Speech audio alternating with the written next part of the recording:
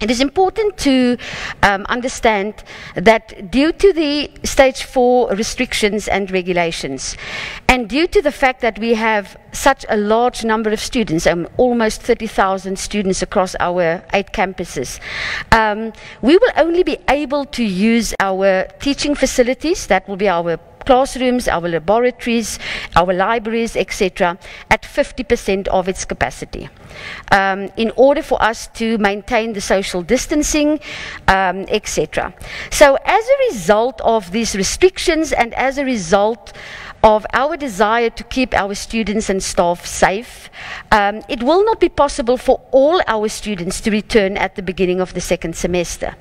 However, the University of Namibia is in a very fortunate position that even prior to COVID-19, we had a very strong online and distance mode programs. And technically, as we have shown during the first semester, we are ready to go full online if we have to. So we will follow a phased approach, and we are ready to adapt as the situation unfolds. I think if there's one thing that the current crisis has taught us, it is to be prepared to change your carefully worked out plans again and again and again.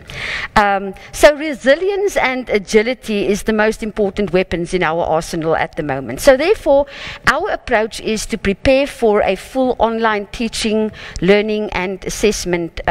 for all our modules, but then to bring as many as possible of our students back to our campuses for face-to-face teaching. So as we speak, we are finalizing the identification of the first group of students to return to the campuses next month, while at the same time we have a solid online backup plan if the situation would demand that. So what we have done for the current intervention that is ongoing for our first semester for those students that had problems with connectivity or had to complete their practical work, we are redesigning our timetable to reduce the risk of spreading the virus for those students that will return to our campuses. We will use 2-hour blocks with 30-minute breaks in between that could be used for the sanitization of the venues, and also make sure that all our students are entering the information in the attendance registers, etc. We are also allocating dedicated venues to specific faculties in order to minimize movement of students, not going from classroom to classroom, and thereby containing the spread of the virus. So we have quite a number of